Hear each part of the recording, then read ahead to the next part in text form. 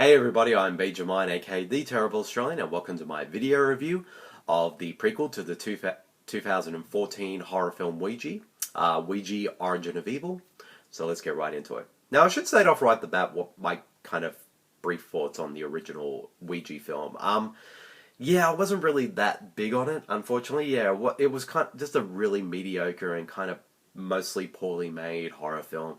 They kind of that was very cliched, predictable, and just not really all that scary or creepy. And it kind of just really sort of delved into all the kind of the worst aspects that, quote unquote PG-13 horror films have been getting a bad rap for over the years. So it sort of, so unfortunately that film did not work for me at all and kind of just wasted the potential that it had. So when I heard that they were making a prequel, I was kind of like, I don't know. I'll watch it, but I'm not expecting much from it. However, when I found out who they got to assign to co-write and direct the film, I got actually really interested in it. And that, of course, was Mike Flanagan. And for those out there who don't know Mike Flanagan he's a horror film director who's made horror films like Absentia, Oculus, and Hush.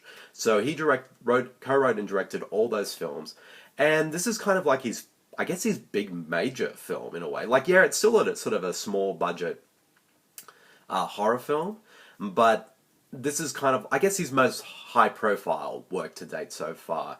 So in that regard, I was really interested to see what he would do with the film, and I have to say, I was pleasantly surprised. Has to be one of the very few times where, a follow-up to a horror film that got so much bad reviews and was so bad in a lot of ways, and actually vastly improved it in every single way. This is actually a really solid, really entertaining, and surprisingly really creepy prequel to the original film. And I think by making it a prequel, it actually does distinguish itself away from the original, because that way, this film, even if you hadn't seen the original film, you could just watch this prequel and on its own as its own thing without having any prior knowledge to what comes next with the original film.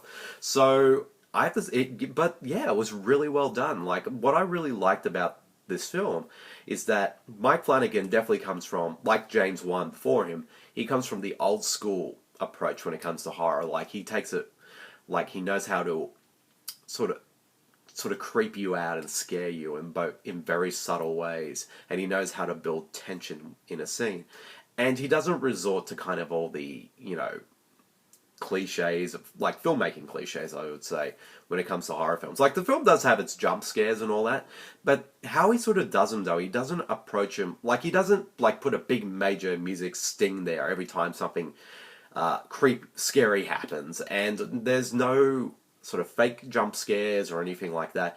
But there's also scenes where they're actually, slow building kind of horror scenes. They kind of creep you out, and then they just hit you like that at the end of them. And he just did a really good job with it. And also like how he sort of approached it filmmaking wise, as if it was the 70s. He approached it as he was making it a film from the 60s, in the way that it's how it looks, and also the filmmaking style and all that. So that I thought was really good, and the cinematography is beautifully done, the score is really creepy, and of course the cast were all really good in their performances. Like, everyone gives strong work, and the actress who played the youngest daughter, I can't remember her name, but yeah, she was particularly very impressive with her role, and I thought she did a really good job. And yeah, this one was just a really big, pleasant surprise. I really enjoyed this one a lot. Like I said, it's really creepy, it's really entertaining, and I think if you love sort of horror films more like, The Conjuring 1 and 2, you would definitely enjoy this prequel. And I would say this is up there as probably one of the best prequels ever made, because it's so good on every level, at least in terms of, a fun mainstream horror film. But in terms of negatives, there is sort of kind of little continuity issues in regards to things that happened in the original film that was set up in this one, but they don't kind of add up to what happened in the first Ouija film. And of course, like, you know, you kind of also know where the story's going to go as well. So at least in terms of plot, it is rather predictable. And occasionally it does descend into cliche at times. But other than that, it's still a pretty well done, really entertaining and creepy horror film that I definitely recommend everyone to check out. Even if you never saw or didn't like the first Ouija film, definitely check this one out. This one is way better. So if I had to give this film a rating, I give it 4 stars. I really liked it a lot. So yeah, that's the end of my video review of Ouija Origin of Evil. I hope you guys all enjoyed it, and I'll see you all later. See you guys. Bye.